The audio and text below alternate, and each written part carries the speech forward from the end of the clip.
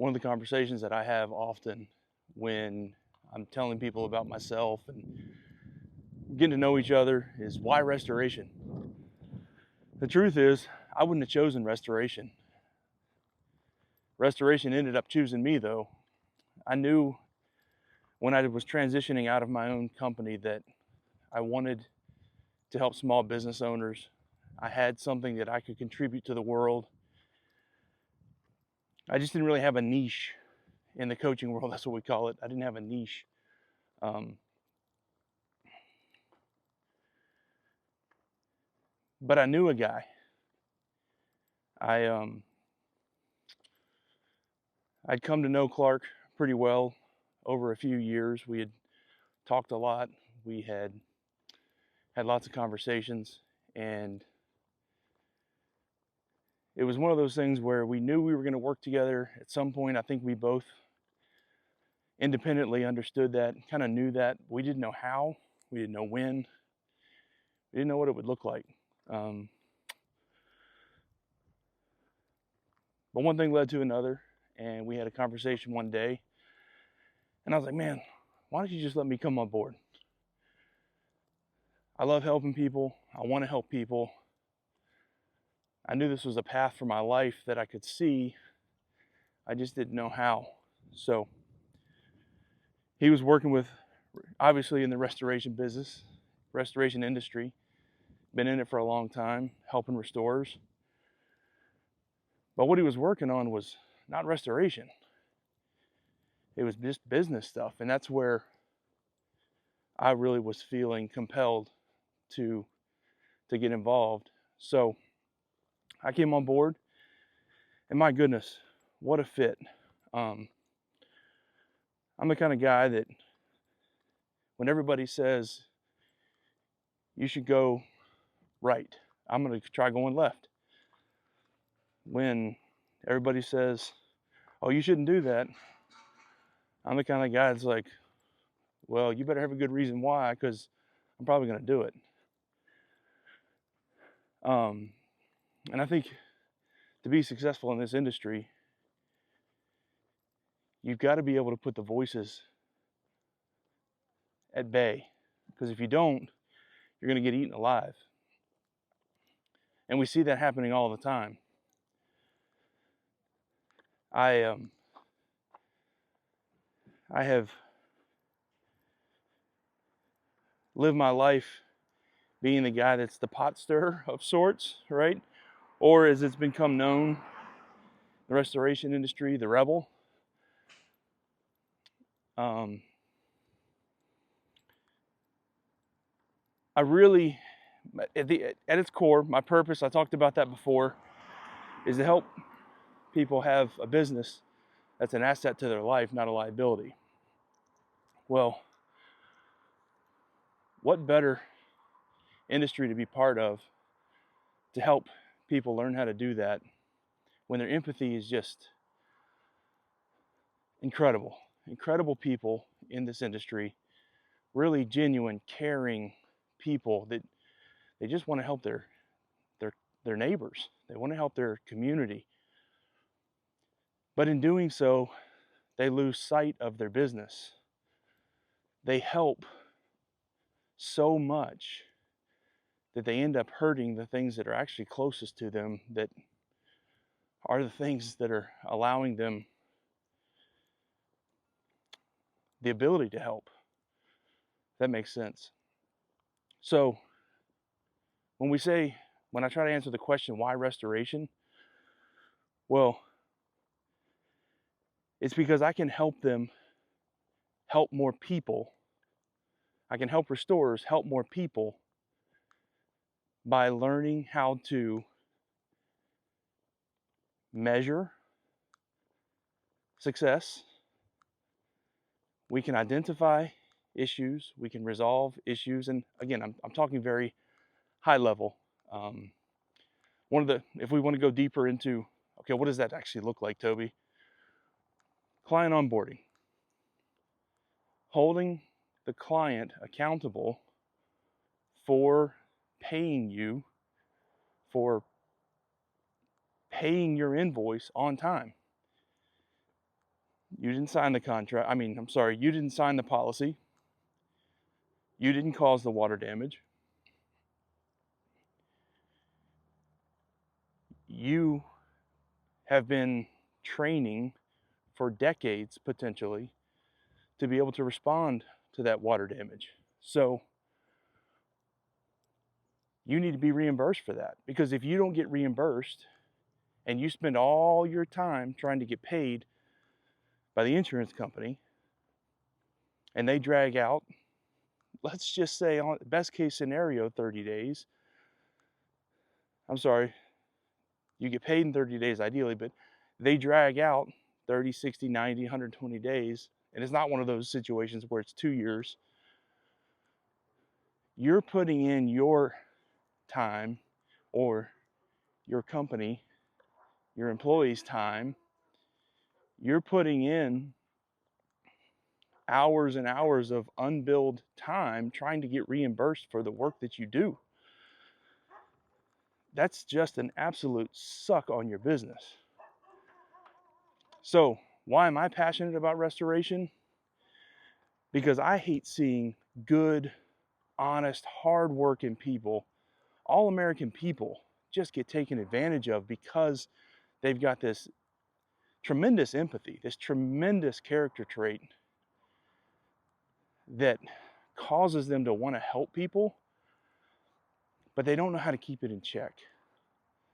So if I can get in and help them, I do that by showing them that you can actually help more people by having good systems, processes, a good scorecard, and understanding what it is that motivates you and compels you.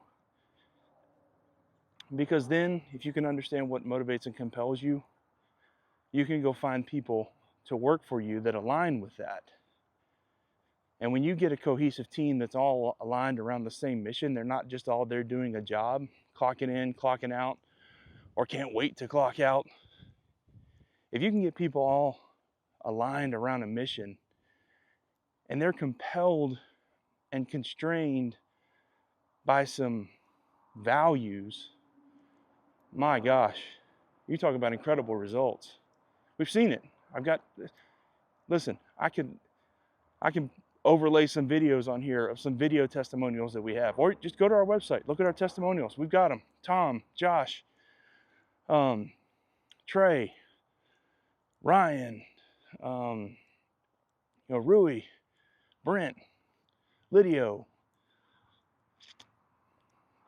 CJ. There's so many people that we've been able to help, and man, I consider them to be great friends.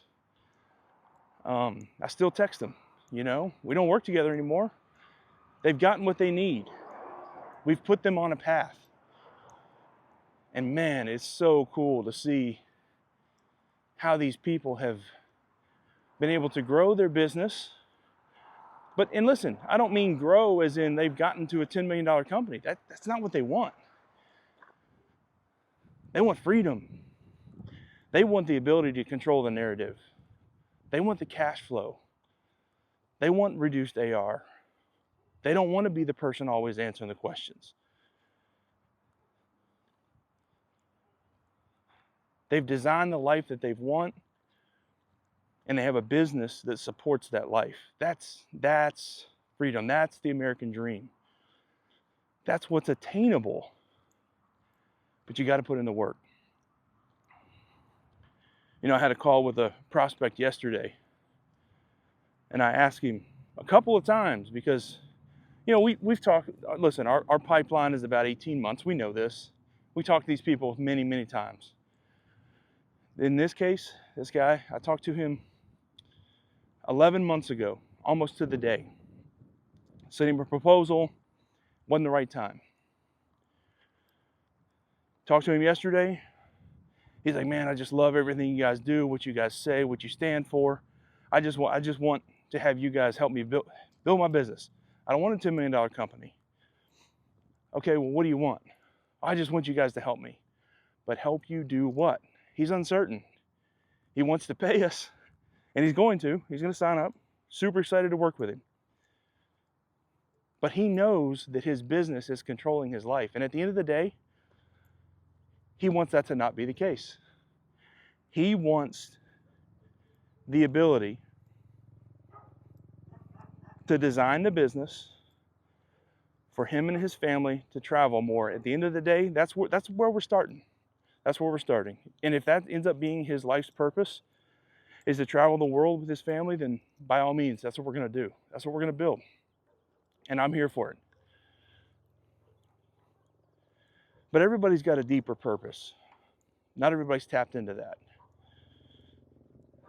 Because a lot of restopreneurs, entrepreneurs, they don't take the time to sit and be still, to be quiet, to listen. Talked to a brand new client 2 days ago. And he's like, man, I've been so consumed with my business the last 10 years. He's like, I don't have time to think. He's like, but the last week, and I'd given him some helicopter flying by, sorry. I'd given him some homework to do, some assignments to do. And I told him, I want you to plan your week. You know, we've got a lesson inside of our starting course, our onboarding course that we have for all of our new clients. It's based on the book Buy Back Your Time by Dan Martell. If you haven't seen it, go ahead and get it. Great book. It's in our book vault. If you're a part of RBA, you can just look in our book vault. We've got it in there. But it's a lesson where he had to plan out his week that he's going to stick to every single week. And in doing so, he's like, holy smokes, man. He's like, I didn't realize how much I've just let the business just control everything that I do. He's like, I haven't really had time to sit and think. He's like, I don't know what to do with myself. I was like, that's good. I said, I want you to set aside at least 30 minutes a day. 30 minutes a day to just sit, think, have a pen and paper there. And when something comes to mind, just write it down. Don't do anything with it, just write. And get used to sitting there and allowing your thoughts to come, allowing ideas to come.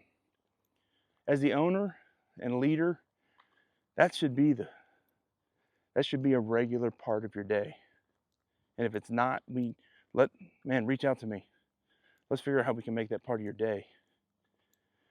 Because when you can get to that place, that's when you're working on your business and not in it. So why restoration? Because there's just some really good all-American people in this industry